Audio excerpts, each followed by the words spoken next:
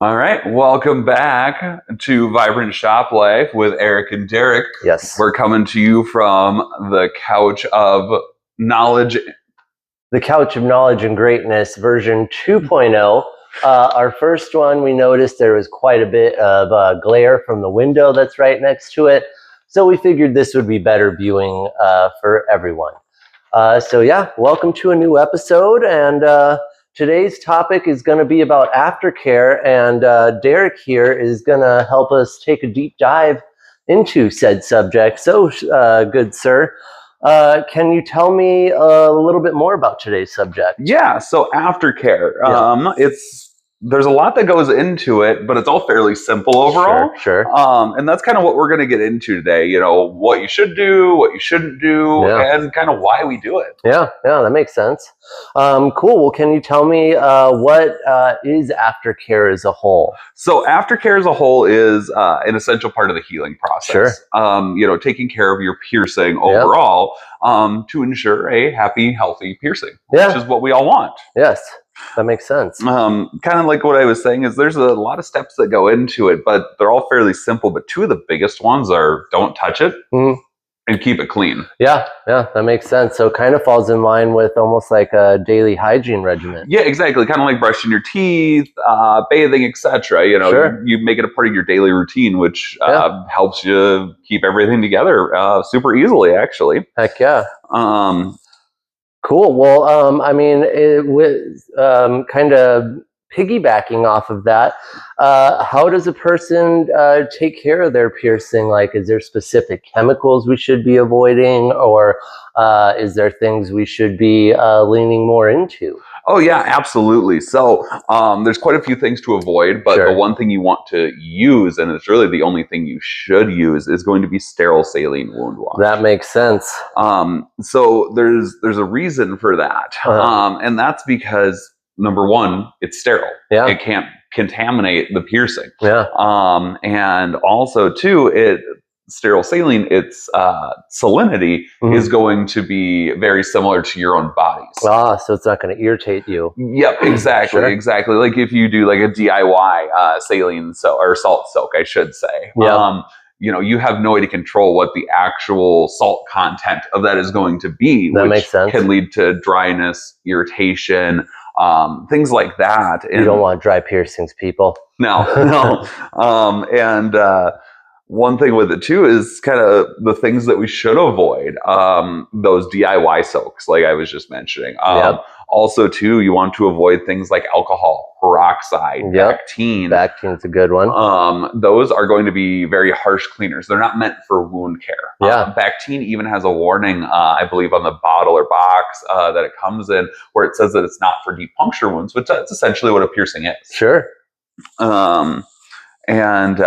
So those are a couple of the big things you should avoid. Also, too, things like triple antibiotic ointment. Yep.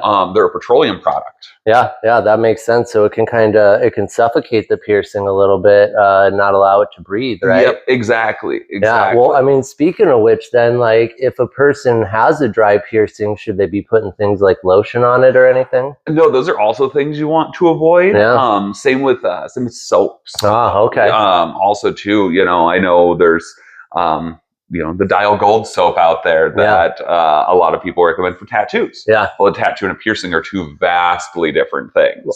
Something I read a few years ago actually was that the FDA made antibacterial soaps essentially reformulate because they banned the main ingredient in it called triclosan. Yeah, I could be wrong, but from what I read, granted a couple years ago, they were saying that triclosan, even though it can kill bacteria, it can basically cause that bacteria to become resistant to it. So it can cause even stronger strains of bacteria to come around. I could be wrong on that subject or maybe be misremembering things, but that's still something to definitely be cognizant of when it comes to your aftercare routine. That's really interesting. I didn't know that. Yeah. Little fun fact for you for today. So to kind of move on from that, I know we talked about some things that we shouldn't be using and all that stuff. So is sterile saline then the only thing that we should be using on piercings? It really is. Kind of back to that, it's sterile. Sure. There's no contaminants in it, and with that salinity, it's going to match the body as close as possible. Yeah. As far as that kind of stuff goes, that's really what you want to use, and proper aftercare with that saline is really easy. Yeah. You irrigate or spray the piercing twice a day. Yeah. Let it soften those crusties, and take a Q-tip or some non-woven gauze, wipe those away gently. You definitely don't want to do that while it's dry, because it can irritate the piercing. Sure. And that's what we're trying to avoid in this situation. That makes sense. And then pat dry with either like some non-woven gauze or a tissue, something like that, to keep the piercing from being too moist. You don't want it dry, like excess salt or would do, but you also don't want it super wet either. Yeah. So then, I know there's a few different types of saline on the market. Is there a specific kind of saline we should be getting, or is saline kind of an all-encompassing term? So it's not all-encompassing per se. There's a lot of products that will contain saline, but it's not going to be just saline. Like wound washes, for example, which is what you want to use on that piercing. Contact lens solution, even though it is saline, it's going to have additional additives. Same with like saline nasal sprays. Both of those are going to be bad for you from what I understand. So, ultimately we only want to be using sterile saline wound wash, right? Cool. Don't touch your piercing. Then, Derek, what about sleeping on a piercing? Is that okay to do in any situation, or are there times where it shouldn't be done, or how does that whole thing work? So I guess this one's going to be kind of a two-parter, because it's a yes and a no. So initially during the healing, you don't want to add any pressure to that piercing. It can change the angle of that piercing, put it into an unnatural position, especially with cartilage piercings. That's the big one with this, because what happens when you put that into that unnatural angle, you're going to get irritation bumps, and then it may actually never heal. And even if it does, it's going to be sitting not properly, so jewelry's not going to look correct. You won't be able to put a ring in it, things like that. You can, though, sleep on your piercing once you properly downside your piercing, because we all add extra length to accommodate for swelling. And just to reiterate, we're going to add a little graphic again of what a piercing that has been slept on too much looks like, so you guys can really get the idea, and we can drive the point home for you guys. Because that can just not be a good thing. It's not a good time for anybody. That makes sense. Well, what can a person do because we're all side sleepers. I know myself, I'm a big side sleeper. I wake up just about daily on one side or another.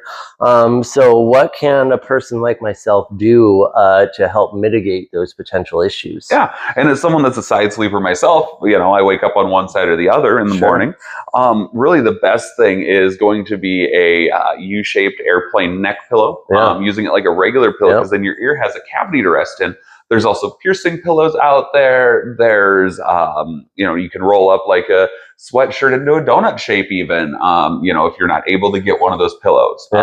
Things like that. So it's really easy to do, and it's something that you can even do at home without having to have extra cost. That makes sense. Also, if you guys stay tuned to the end of this video, we're going to be putting in not only a copy of our personal aftercare that we give to all of our clients, so you can kind of pause that and keep it for yourself, but you could also see what our aftercare regimen is like. But on top of that, we're going to include a special code word at the end of this video, to where if you mention that when you come into the shop, you will get a little discount on your piercing or jewelry that you buy, which we will mention those exact details at the very, very end. So stay tuned, y'all. Cool. Well, I guess since we covered sleeping on a piercing, and we're in the midst of summer and it's super hot, and I know my kids love to swim. Can you swim with a piercing? So you cannot swim with a fresh piercing. Healed, absolutely, but there's a few reasons why we wouldn't want to swim with a fresh piercing. One, for example, is the bacteria that's going to be in these pools, even if they're chlorinated, hot tubs, lakes, oceans, whatever it might be. There's literal poop in lakes. Yeah, exactly. And with that can get into that piercing. It's still an open wound. It's still healing. Anywhere from 2 months to a year or even more in some cases. You want to avoid submerging that piercing. Especially like long healing piercings, like daiths, navels, things like that, because bacteria loves warm, wet places. And that makes sense. We all, like with your daith, you have that space in there where water can collect. And that makes it even easier for it to get in there. Yeah, that makes sense. And just to kind of piggyback off of that, to kind of help drive the whole point of you shouldn't swim with a fresh piercing, especially when it comes to natural bodies of water like lakes and oceans, you can get something called necrotizing fasciitis, which is literally a flesh-eating bacteria.